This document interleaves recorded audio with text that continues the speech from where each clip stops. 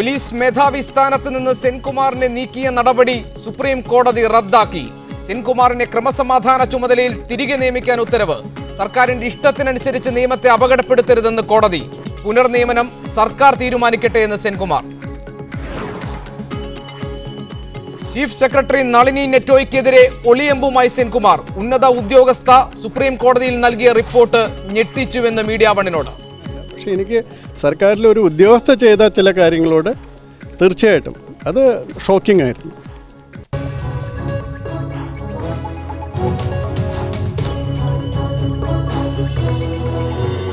TP. സെൻകുമാറിനെ ക്രമസമാധാന ചുമതലയുള്ള DGP സ്ഥാനത്തേക്ക് തിരിച്ചെടുക്കണമെന്ന് സുപ്രീം കോടതി. DGP സ്ഥാനത്ത് നിന്ന് നീക്കിയ സർക്കാർ നടപടിക്കെതിരെ സെൻകുമാർ നൽകിയ അപ്പീലിലാണ് ഈ വിധി. സെൻകുമാറിനോട് സർക്കാർ നീതിപൂർവ്വമല്ല പെരുമാറിയതെന്ന് വിധിയിൽ പറയുന്നു. വിധിയിൽ സന്തോഷമുണ്ടെന്ന് സെൻകുമാർ പ്രതികരിച്ചു.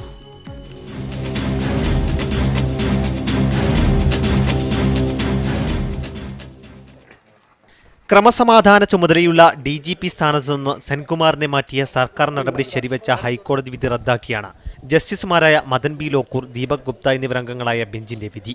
കുമാറിനോട് കേരള സർക്കാർ വളരെ മോശമായിട്ടുള്ള രീതിയിലാണ് ഒരു ട്രീറ്റ് ചെയ്തെന്നുള്ള ഒരു പരാമർശത്തോടു കൂടിയിട്ടാണ് അത് റദ്ദാക്കിയിരിക്കുന്നത്. എത്രയും പെട്ടെന്ന് സെൻകുമാറിനെ DGP സ്ഥാനത്തേക്ക് തിരിച്ച് റീഇൻസ്റ്റേറ്റ് ചെയ്യണമെന്നുള്ള ഒരു നിർദ്ദേശവും സുപ്രീം കോടതി കൊടുത്തിട്ടുണ്ട്. ജിഷ വധക്കേസിലും പുറ്റിങ്ങൽ വെടിക്കെട്ട് അപകട കേസിലും DGP എന്ന നിലയിൽ വീഴ്ച പറ്റി എന്നതാണ് സെൻകുമാറിനെ മാറ്റിയതിന് കാരണമായി സർക്കാർ കോടതിയിൽ വാദിച്ചത്. ഈ രണ്ട് കേസുകളിലും സെൻകുമാറിന് വീഴ്ച പറ്റിയിട്ടില്ലെന്ന് കോടതി പറഞ്ഞു.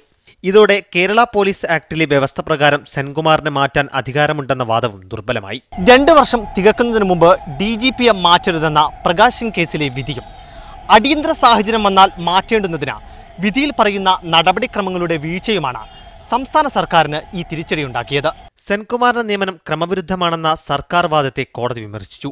ഇത്തരത്തിലാണ് നിർണായക പോസ്റ്റുകളിലേക്ക് ഉദ്യോഗസ്ഥരെ നിയമിക്കുന്നതെങ്കിൽ ദൈവത്തിന്റെ നാടിനെ ആർക്കും രക്ഷിക്കാനാകില്ലെന്ന് കോടതി പറഞ്ഞു. സുപ്രീം കോടതി വിധിയിൽ സന്തോഷമുണ്ടെന്ന് ടി.പി. സെൻകുമാർ പ്രതികരിച്ചു. ബഹുമാനപ്പെട്ട സുപ്രീം കോടതി നിയമം നടപ്പാക്കി തന്നതിൽ എനിക്ക് വളരെ സന്തോഷമുണ്ട്.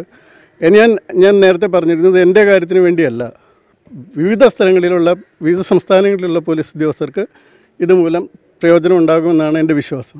അതേസമയം സെൻകുമാറിന്റെ കാലാവധി നീട്ടണമെന്ന കാര്യത്തിൽ വിധിയിൽ പരാമർശമൊന്നുമില്ല. ഇതോടെ ജൂൺ 30-ന് സെൻകുമാറിന് വിരമിക്കേണ്ടി വരും. Sawad Muhammad, media one, Delhi. CPM-ന്റെ ശ്രീ M.B. ഗോവിന്ദൻ തിരുവനന്തപുരത്ത്, കോൺഗ്രസിന്റെ ശ്രീ M. ലിജു തിരുവനന്തപുരത്ത്, അഡ്വക്കേറ്റ് കാളീശ്വരം രാജ് നിയമവിദഗ്ധൻ ഡൽഹിയിൽ നിന്ന്, CPM-ന്റെ ശ്രീ A. വിജയരാഘവൻ 9 മണിക്ക് ശേഷം ഈ ചർച്ചയിൽ പങ്കെടുക്കാൻ തൃശ്ശൂരിൽ നിന്നുണ്ടാകും. ജോർജ് ജോസഫ്, റിട്ടയർഡ് പോലീസ് ഉദ്യോഗസ്ഥൻ, തിരുവനന്തപുരത്ത് നിന്നും ഈ ചർച്ചയുടെ ഭാഗമാകാനുണ്ടാകും. ശ്രീ M.B. ഗോവിന്ദൻ, ടി.പി. സെൻകുമാറിനെ പോലീസ് മേധാവി സ്ഥാനത്ത് പുനർനിയമനം നൽകണം എന്ന സുപ്രീം കോടതിയുടെ വിധിയിൽ തങ്ങളുടെ പാർട്ടിയുടെ സെക്രട്ടറി ശ്രീ കോടിയേരി ബാലകൃഷ്ണന്റെ പ്രതികരണം ഉണ്ടായത് ഇത് സർക്കാരിന് തിരിച്ചടിയല്ല എന്നാണ്. ഈ കേസിൽ അന്തിമ വിധി വരുമ്പോൾ കോടതിയുടെ ഭാഗത്തുനിന്നുണ്ടായിട്ടുള്ള സർക്കാരിനെതിരായിട്ടുള്ള വിമർശനങ്ങളാണ് സെൻകുമാറിനെ മാറ്റിയ സർക്കാർ നടപടി അന്യായവും ഏകപക്ഷീയവുമാണെന്ന പരാമർശം, ടി.പി. സെൻകുമാറിനെ സർക്കാർ കുടുക്കാൻ ശ്രമിച്ചു എന്ന് പറഞ്ഞത്, ജിഷ പുറ്റിങ്ങൽ കേസുകളിൽ സെൻകുമാറിനെ മാത്രം കുറ്റപ്പെടുത്താനാകില്ല എന്ന് കോടതി നിരീക്ഷിച്ചത്, പുറ്റിങ്ങൽ അപകടത്തിൽ മുഖ്യമന്ത്രിക്കും ചീഫ് സെക്രട്ടറിക്കും തുല്യ ഉത്തരവാദിത്തമുണ്ടെന്ന വിധിപ്പകർപ്പിലെ പരാമർശം, സെൻകുമാറിനെതിരായ സർക്കാർ നടപടി രാഷ്ട്രീയ പ്രേരിതവുമായേക്കാം എന്ന കോടതിയുടെ കണ്ടെത്തൽ. എന്നിട്ടും എങ്ങനെയാണ് ഈ വിധി സർക്കാരിന് തിരിച്ചടിയല്ല എന്ന് നിങ്ങൾ വാദിക്കുക? അല്ല, സർക്കാരിന് അനുകൂലമായിട്ടാണല്ലോ 2 വിധി ഇതിനു മുമ്പ് ഉണ്ടായത്. അഡ്മിനിസ്ട്രേറ്റീവ് ട്രിബ്യൂണലും അതുപോലെ തന്നെ ഹൈക്കോടതിയുടെയും വിധി ഗവൺമെൻറ് എടുത്ത നിലപാടുകൾക്ക് അനുകൂലമായിരുന്നു.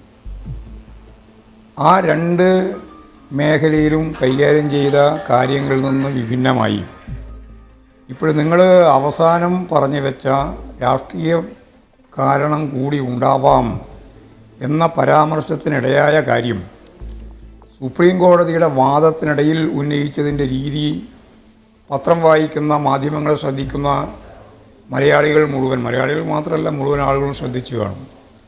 അദ്ദേഹം പറഞ്ഞത് CPIM-ൻ്റെ ഉന്നത നേതാക്കൾക്കെതിരായി കേസെടുക്കുന്നതിന് വേണ്ടിയിട്ടുള്ള നിലപാടുകൾ, പ്രത്യേകിച്ച് P. ജയരാജൻ്റെ പേരുൾപ്പെടെ പറഞ്ഞുകൊണ്ട്, കേസിൻ്റെ പേരുൾപ്പെടെ പറഞ്ഞുകൊണ്ട് അതിൻ്റെ എല്ലാം ഭാഗമായിട്ടുള്ള രാഷ്ട്രീയ വിരോധമാണ് എന്നോട് പ്രകടിപ്പിക്കുന്നത് എന്ന കാര്യം നേരത്തെ ട്രിബ്യൂണലിലും പറഞ്ഞിട്ടില്ല, ഹൈക്കോടതിയിലും പറഞ്ഞിട്ടില്ല. ആ പറഞ്ഞത് സുപ്രീം കോടതിയുടെ ഭാഗമായിട്ടുള്ള വാദത്തിലാണ്.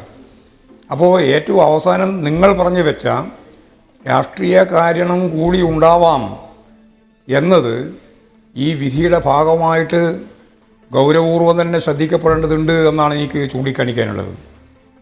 സെൻകുമാറിൻ്റെ തന്നെ നിയമനം കഴിഞ്ഞ ഗവൺമെൻറ്, അതായത് 2 വർഷങ്ങൾക്ക് മുമ്പ് UDFൻ്റെ ഗവൺമെൻറ് തീരുമാനിച്ചതും കൃത്യമായ രീതിയിലായിരുന്നില്ല എന്ന കാര്യം പറഞ്ഞപ്പോഴാണ് ദൈവത്തിൻ്റെ സ്വന്തം നാട്ടിൽ എന്തൊക്കെയാണ് നടക്കുന്നത് എന്നുള്ള അർത്ഥത്തിലുള്ള പ്രയോഗം ഉണ്ടായത്. അല്ലെങ്കിൽ ഈ തീരുമാനത്തിൻ്റെ ഭാഗമായിട്ടുള്ളത് മാത്രമല്ല. അപ്പോൾ കേരളത്തിൻ്റെ ക്രമസമാധാന നില സംരക്ഷിച്ച് മുന്നോട്ടേക്ക് കൊണ്ടുപോകുന്നതിന് നിലവിലുള്ള DGPയെ നിലനിർത്തിക്കൊണ്ടു പോകുന്നത് ജനങ്ങളുടെ താല്പര്യം ഉൾപ്പെടെ പരിഗണിച്ച് പോലീസിൻ്റെ ആക്ട് അനുസരിച്ച്, പ്രത്യേകിച്ച് 97(2)E അനുസരിച്ച് അദ്ദേഹത്തെ നിലനിർത്തി കൊണ്ടുപോകുന്നതല്ല നല്ലത് എന്ന ഗവൺമെൻറ്റിൻ്റെ ധാരണ അനുസരിച്ചുകൊണ്ടാണ്, നിയമാനുസൃതം തന്നെയാണ് അദ്ദേഹത്തെ ക്രമസമാധാന ചുമതലയിൽ നിന്ന് മാറ്റിയത്. ആ മാറ്റിയതിനെ തുടർന്ന് ട്രിബ്യൂണലും അതിനുശേഷം ഹൈക്കോടതിയിലും അദ്ദേഹം പോയി, പിന്നീട് സുപ്രീം കോടതിയിലേക്ക് പോയി ഇപ്പോഴും വിധി വാങ്ങിയിരിക്കുകയാണ്. ആ വിധി എങ്ങനെ നടപ്പിലാക്കണമെന്നുള്ള സംബന്ധിച്ചുള്ള എല്ലാ വശങ്ങളും, നിയമവശങ്ങളാകെ പരിശോധിച്ച് ആവശ്യമായ നിലപാട് സ്വീകരിക്കുമെന്ന് തന്നെയാണ് മുഖ്യമന്ത്രി പറഞ്ഞിട്ടുള്ളത്. അങ്ങനെയുള്ളൊരു നിലപാട് സുപ്രീം കോടതി എടുത്തു എന്നുള്ളതുകൊണ്ട് അത് ഈ കേരളത്തിലെ ഗവൺമെൻറ്റിനേറ്റ വലിയ പ്രഹരമാണ് എന്ന് മാധ്യമങ്ങൾ പ്രചരിപ്പിക്കാൻ പോകുന്നത്, അല്ലെങ്കിൽ പ്രചരിപ്പിച്ചുകൊണ്ടിരിക്കുന്നതിലൊന്നും വലിയ കാര്യമില്ല. എത്രയോ കോടതിയുടെ അങ്ങനെയല്ല, അങ്ങനെ ഒരു കേവലം സർക്കാരിനെതിരെ അല്ലെങ്കിൽ സർക്കാരിനെ ദുർബലപ്പെടുത്താൻ, ക്ഷീണിപ്പിക്കാൻ മാധ്യമങ്ങൾ നടത്തുന്ന കേവലമായ പ്രചാരണം എന്ന നിലയ്ക്ക് താങ്കൾ ഇത് പറയുമ്പോൾ അതിൻ്റെ മുഴുവൻ കാര്യങ്ങളും വിശദീകരിക്കാൻ താങ്കൾ ബാധ്യസ്ഥനാവുകയാണ് ശ്രീ എം പി ഗോവിന്ദൻ. കാരണം നിങ്ങൾ സെൻകുമാറിനെ മാറ്റാൻ വേണ്ടി തീരുമാനമെടുത്തതിന് കാരണമായി പറഞ്ഞത് ഈ സർക്കാർ അധികാരത്തിൽ വരുമ്പോൾ ജിഷ കേസും പുറ്റിങ്ങൽ അപകടവും കൈകാര്യം ചെയ്ത രീതിയിലെ വീഴ്ച, കാര്യക്ഷമതയില്ലായ്മ, അതിൻ്റെ ഭാഗമായി പൊതുജനങ്ങൾക്കിടയിൽ നിന്നുണ്ടായിട്ടുള്ള ഈ ഉദ്യോഗസ്ഥനെതിരെ ഉണ്ടായിട്ടുള്ള അതൃപ്തി, അമർഷം, ഇതായിരുന്നു TP സെൻകുമാറിനെ മാറ്റുന്നതിന് സർക്കാർ മുന്നോട്ട് വെച്ചിരുന്ന, അല്ലെങ്കിൽ മുഖ്യമന്ത്രി പിണറായി വിജയൻ മുന്നോട്ട് വെച്ചിരുന്ന കാരണങ്ങൾ. ആ കാരണങ്ങൾ നിലനിൽക്കുന്നതല്ല. There is no ground for these reasons എന്നാണ് സുപ്രീം കോടതി പറഞ്ഞിരിക്കുന്നത്. എന്താണോ നിങ്ങൾ കാരണമായി പറഞ്ഞത് ആ കാരണങ്ങൾ നിലനിൽക്കുന്നതല്ല എന്ന് മാത്രമല്ല, I am seen as a political opponent, എന്നെ ഒരു രാഷ്ട്രീയ പ്രതിയോഗിയായി കാണുന്നു ഈ സർക്കാർ എന്ന് സെൻകുമാർ നൽകിയ സത്യവാങ്മൂലത്തിലെ അന്തസ്സത്തെ അല്ലെങ്കിൽ അതിൻ്റെ ആശയത്തെ പരോക്ഷമായോ അല്ലെങ്കിൽ കുറച്ചുകൂടി ശക്തമായി തന്നെ കോടതി അംഗീകരിക്കുക കൂടിയാണ് ഈ നടപടി രാഷ്ട്രീയ പ്രേരിതവുമായേക്കാം എന്ന സുപ്രീം കോടതിയുടെ പരാമർശത്തോടെ. ഒന്ന്.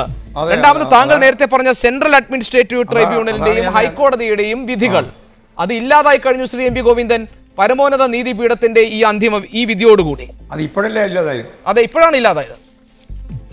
ഇപ്പോൾ ഇല്ലാതായപ്പോഴാണ് ഞാൻ ചോദിച്ചത് സർക്കാരിന് തിരിച്ചടി. അതെ അതെ മുമ്പ് ഈ വിധി രണ്ടും വന്നപ്പോഴൊന്നും നിങ്ങളാരും ചർച്ച ചെയ്തിട്ടില്ലല്ലോ. ചെയ്തോ? ഏതെങ്കിലും ചാനൽ അതിനെ സംബന്ധിച്ചിടത്തോളം ചർച്ച ചെയ്തിട്ടുണ്ടായിരുന്നോ? ചർച്ച ചെയ്തിട്ടില്ല. കാരണം അതൊരു സാധാരണ സ്വാഭാവിക നടപടിയായിട്ട് മാത്രമേ പോയിട്ടുള്ളൂ. അതായത് ഗവൺമെൻറ് എടുത്ത നിലപാടിന് അനുകൂലമായ ട്രിബ്യൂണൽ വിധിയും ഹൈക്കോടതി വിധിയും വന്നപ്പോൾ സാധാരണ ഒരു വിധിയായിട്ട് കണ്ടുപോകുന്ന നില സ്വീകരിച്ചവർക്ക് ഇപ്പോഴും ഗവൺമെൻറ് തന്നെ രാജിവെക്കേണ്ടതുണ്ട് എന്ന് പറയുന്ന തലത്തിലേക്കുള്ള പ്രചാരവേല സംഘടിപ്പിക്കുന്നതിന് ഭയങ്കരമായ തിരിച്ചടിയാണ് എന്ന് പറയുന്നതിന് ഞാൻ ഗവൺമെന്റിനെ സംബന്ധിച്ച് ദയവായി എഴുതാപ്പുറം വായിക്കരുത്. ഈ സർക്കാർ പറഞ്ഞു തീർക്കട്ടെ. നിങ്ങൾ പറഞ്ഞൊന്നല്ല ഞാൻ പറയുന്നത്. അതൊക്കെ പറഞ്ഞ് കേട്ടുകൊണ്ടിരിക്കുകയാണല്ലോ, പലരും പറഞ്ഞുകൊണ്ടിരിക്കുകയാണല്ലോ. ഞാൻ പറഞ്ഞു വരുന്നത് ഇവിടെ പുറ്റിങ്ങൽ അതുപോലെ തന്നെ ജിഷ വധവുമായിട്ട് ബന്ധപ്പെട്ടിട്ടുള്ള കാര്യത്തിൽ ഗവൺമെൻറ് പറഞ്ഞ കാര്യം തെറ്റാണ് എന്നൊന്നും കോടതി പറഞ്ഞിട്ടില്ല, വിലയിരുത്തിയിട്ടില്ല. അതിൻ്റെ ഉത്തരവാദിത്വം അന്നത്തെ ഫയൽ അന്നത്തെ മുഖ്യമന്ത്രി ഉമ്മൻചാണ്ടിയുടെ കയ്യിൽ ഇരിക്കുകയായിരുന്നു. ആ ഫയൽ അവിടെ ഇരിക്കുമ്പോൾ എങ്ങനെയാണ് ഒരു ഉദ്യോഗസ്ഥൻ, പ്രത്യേകിച്ച് ക്രമസമാധാന പാലനത്തിന് ഉത്തരവാദിത്വമുള്ള ഒരു ഉദ്യോഗസ്ഥൻ താഴെ തരത്തിലുള്ള ഉദ്യോഗസ്ഥക്കെതിരായിട്ട് എങ്ങനെ നടപടി ഉൾപ്പെടെ കാര്യങ്ങൾ കൈകാര്യം ചെയ്യും എന്ന കാര്യം പറഞ്ഞുകൊണ്ട് ഇത് സെൻകുമാറിന് മാത്രമല്ല ഉത്തരവാദിത്വം, അതിൽ യഥാർത്ഥത്തിൽ വായിക്കേണ്ടത് മുഖ്യമന്ത്രി ഉൾപ്പെടെയുള്ളവർക്ക് അതിൽ ഉത്തരവാദിത്വമുണ്ട് എന്ന പരോക്ഷമായിട്ട് പറഞ്ഞു വെക്കുന്ന സമീപനമാണ് സ്വീകരിച്ചിട്ടുള്ളത്. ഇനിയിപ്പോൾ ഏത് അർത്ഥത്തിലായാലും ഞാൻ നേരത്തെ പറഞ്ഞ പോലെ രാഷ്ട്രീയ പ്രേരിതമായ കാര്യം ആദ്യമായിട്ടാണ് കോടതിയുടെ മുമ്പിൽ, സുപ്രീം കോടതിയുടെ മുമ്പിൽ, പ്രത്യേകിച്ച് CPM-നെതിരായി CPM-ന്റെ രാഷ്ട്രീയ നിലപാടുകളെ ശക്തമത്തായിട്ട് എതിർത്തുകൊണ്ട് രാഷ്ട്രീയ സമീപനം തന്നെ അവതരിപ്പിച്ച് അവിടെ P. ജയരാജന്റെ പേരുൾപ്പെടെ പറഞ്ഞ് അവിടെ താങ്കളോട് ചോദിക്കാൻ മറ്റു ചില കാര്യങ്ങൾ കൂടിയുണ്ട്. കാരണം പുറ്റിങ്ങൽ വെടിക്കെട്ട് അപകടത്തെക്കുറിച്ച് ആഭ്യന്തര സെക്രട്ടറി ആയിരുന്ന നളിനി നെറ്റു ഏപ്രിൽ 13 തയ്യാറാക്കിയ കുറിപ്പിൽ സെൻകുമാറിന്റെ വീഴ്ച പരാമർശിക്കപ്പെടാതിരിക്കുകയും പിന്നീട് ഒരു പുതിയ കുറിപ്പായി, അതായത് ഭരണമാറ്റം ഉണ്ടായതിനു ശേഷം പുറ്റിങ്ങൽ ജിഷ കേസുകളിൽ സെൻകുമാറിന്റെ വീഴ്ച ചൂണ്ടിക്കാട്ടി ആഭ്യന്തര സെക്രട്ടറി ആയിരുന്ന നളിനി നെറ്റോ മെയ് 26 ഒരു കുറിപ്പ് തയ്യാറാക്കി കൊടുക്കുകയും അത് അവിശ്വസനീയമായി തോന്നി എന്നും അതിനകത്ത് പിന്നീട് എന്ത് നടന്നു എന്നും കോടതി ചോദിക്കേണ്ടി വരുന്ന സാഹചര്യം എങ്ങനെയുണ്ടായി? അല്ല, കോടതി ചോദിക്കുന്നതിൻ്റെ സാങ്കത്യത്തെ സംബന്ധിച്ച് എനിക്കിപ്പോഴും പറയാൻ സാധിക്കുന്നതല്ല അത്. കാരണം അത് ഭരണപരമായിട്ടുള്ള കാര്യമാണ്. ഞാനിതിൽ പറയുന്ന ഒരു കാര്യം, നിങ്ങൾ തന്നെ പറഞ്ഞ കാര്യം വെച്ചുകൊണ്ട് ഞാൻ പറയുകയാണ്, ഇതിൻ്റെ അകത്ത് ഗവൺമെൻറ് എടുക്കേണ്ടുന്ന നിലപാട് സ്വാഭാവികമായിട്ടും ഗവൺമെൻറ് തീരുമാനിക്കും. അതിന് സാവകാശമുണ്ട്. ഇത്ര തീയതിക്ക് അകം ഈ നിയമം അല്ലെങ്കിൽ ഈ പറഞ്ഞ രീതിയിലുള്ള വിധി നടപ്പിലാക്കണമെന്നൊന്നും കോടതി പറഞ്ഞിട്ടില്ല. ഇത്രാം തീയതിക്കകം ഈ വിധി നടപ്പിലാക്കണമെന്നും പറഞ്ഞിട്ടില്ല. അപ്പോൾ അതുകൊണ്ട് ഗവൺമെൻറ്റിന് നല്ല പോലെ സാവകാശമുണ്ട്. എല്ലാ അർത്ഥത്തിലും എല്ലാ നിയമവൃത്തങ്ങളുമായിട്ട് ചർച്ച ചെയ്ത് ആവശ്യമായ നിലപാട് സ്വീകരിക്കാനാവും. ആ ആവശ്യമായ നിലപാട് ഗവൺമെന്റ് സ്വീകരിക്കും. നിലപാട് സംബന്ധിച്ച് ഇപ്പോ പറയാൻ പറ്റില്ല. ഞാൻ വരാം ഒരു നിമിഷം. ഞാൻ താങ്കളിലേക്ക് അധിക സാവകാശം ഇല്ലല്ലോ ഇനി ആകെ ജൂൺ 30 വരെയുള്ള സാവകാശമുള്ളൂ. ജൂൺ 30 വരെയുള്ള സാവകാശം ജൂൺ 30 വരെയില്ല. ജൂൺ 30 വരെയില്ല. അദ്ദേഹത്തിന്റെ 2 കൊല്ലം പൂർത്തിയാകാൻ പോകുന്നത് അടുത്ത മാസത്തോടു കൂടിയാണ്, മെയ് മാസത്തോടു കൂടിയാണ് 2 കൊല്ലം പൂർത്തിയാവും നിയമനം നടത്തിയിട്ട്. അപ്പോൾ ഇതിനൊക്കെ എല്ലാ അർത്ഥത്തിലുള്ള നിയമ നടപടികളും തീർച്ചയായിട്ടും സുപ്രീം കോടതി വിധിയെ അങ്ങനെ കൂടി നോക്കിയാണോ സർക്കാരിന് തിരിച്ചടിയല്ല എന്ന് താങ്കൾ മാത്രമല്ല പറഞ്ഞത്. ഇങ്ങനെ ഒരു വിധി എത്ര പരാമർശങ്ങൾ വന്നപ്പോഴും ഈ കേരളത്തിൽ UDF-ന്റെ ഗവൺമെന്റിന്റെ കാലത്ത് അവരെന്താ പറഞ്ഞിരുന്നത്? അവസാനം ഗത്യന്തരമില്ലാതെ പറഞ്ഞത് എന്റെ മനസാക്ഷിയാണ് പ്രധാനം എന്നാണ്. ഉമ്മൻചാണ്ടിയുടെ പരസ്യമായ സ്റ്റേറ്റ്മെന്റ് അല്ലേ? അന്നൊക്കെ നമ്മൾ ചർച്ച ചെയ്തതാണ്. ശ്രീ എം വി ഗോവിന്ദൻ, താങ്കളും ഉണ്ടായിരുന്നു ഇതുപോലൊരു പാനൽ. അന്നൊക്കെ നമ്മൾ ചർച്ച ചെയ്തതാണ്, താങ്കളും ഉണ്ടായിരുന്നു. ഞാനിതാ വരുന്നു. ഒരു നിമിഷം. ഞാൻ അഡ്വക്കേറ്റ് കാളീശ്വരം രാജ് 56 പേജ്. ഞാൻ ഒരു നിമിഷം വരാം. അഡ്വക്കേറ്റ് കാളീശ്വരം രാജ് 56 പേജുള്ള സുപ്രീം കോടതിയുടെ ചരിത്ര പ്രധാനമായ ഈ വിധിന്യായം സൂക്ഷിച്ചു പഠിക്കുമ്പോൾ ഇതിനകത്ത് ഒരു ആശയക്കുഴപ്പം ഉയർന്നു വരുന്നുണ്ട്. കേരള പോലീസ് ആക്ടിലെ 2011 കേരള പോലീസ് ആക്ടിലെ 97(2) ഈ വകുപ്പ് അനുസരിച്ച് ഒരു ഉന്നത പോലീസ് ഉദ്യോഗസ്ഥനെതിരായിട്ടുള്ള ജനരോഷം ഉണ്ടാകുന്ന സന്ദർഭത്തിൽ അദ്ദേഹത്തെ സ്ഥലം മാറ്റാനോ അദ്ദേഹത്തെ പദവിയിൽ നിന്ന് മാറ്റാനോ സർക്കാരിന് അധികാരം നൽകുന്നുണ്ട് 2011 പോലീസ് ആക്ടിലെ 97(2) ഈ വകുപ്പ്. ഇവിടെ അതിനുമപ്പുറം 2006 Prakash Singh versus union of India കേസിൽ പുറപ്പെടുവിച്ച മാർഗനിർദ്ദേശങ്ങൾ അനുസരിച്ച് 2 വർഷത്തിന്റെ സാവകാശം അല്ലെങ്കിൽ ഒരു കാലാവധി നിശ്ചയിക്കപ്പെട്ടിട്ടുണ്ട്.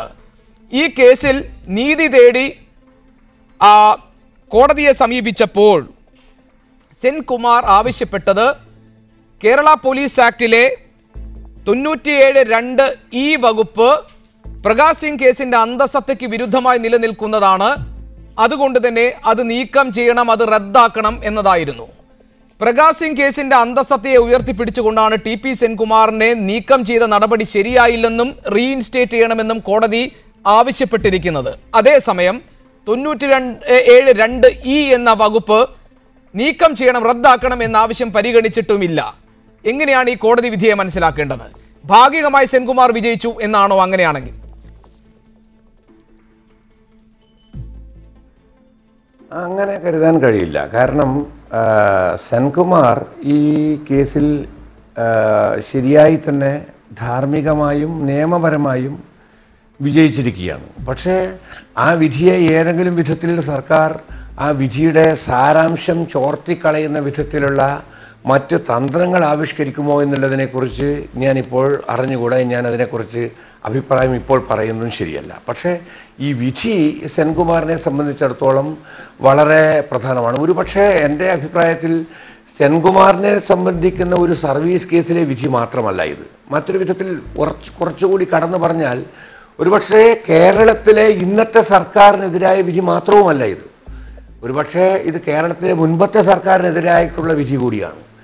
മറ്റൊരു രീതിയിൽ പറഞ്ഞു കഴിഞ്ഞാൽ ഇന്ത്യയിലെ എല്ലാ സംസ്ഥാനങ്ങളിലെയും പോലീസ് സംവിധാനത്തെ തങ്ങളുടെ അധികാരത്തിൻ്റെ വിധേയത്വത്തിൻ്റെ താഴെയായി മാത്രം കാണുന്ന, തങ്ങളുടെ രാഷ്ട്രീയ താല്പര്യങ്ങൾക്ക് വേണ്ടി മാത്രം പ്രവർത്തിക്കേണ്ടവരാണ് പോലീസ് വ്യൂഹം എന്ന് കാണുന്ന ഇന്ത്യയിലെ മുഴുവൻ സംസ്ഥാനങ്ങളിലെയും നാളിതുവരെയുള്ള ഇന്ത്യൻ രീതിക്കെതിരായിട്ടുള്ള വിധിയാണ് പ്രകാശ് സിംഗ് കേസിലെ വിധി.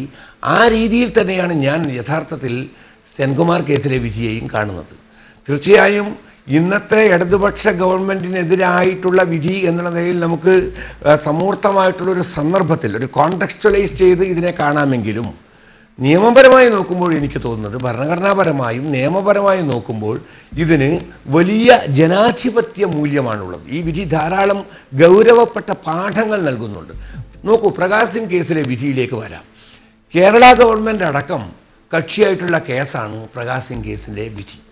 അതിൽ കേരള ഗവൺമെന്റിന് വേണ്ടി അടക്കം സത്യവാങ്മൂലം ഫയൽ ചെയ്യപ്പെട്ടതാണ്. അന്ന് മറ്റൊരു ഗവൺമെന്റ് ആയിരുന്നു. അന്നും ഇതാണ് ഉന്നയിക്കപ്പെട്ട നിർദ്ദേശം. ഇതാണ് പോലീസിലെ രണ്ട് സംവിധാനങ്ങൾ, ലോ ആൻഡ് ഓർഡറും അതുപോലെ ക്രൈം ഡിറ്റക്ഷനും വേർതിരിക്കണം.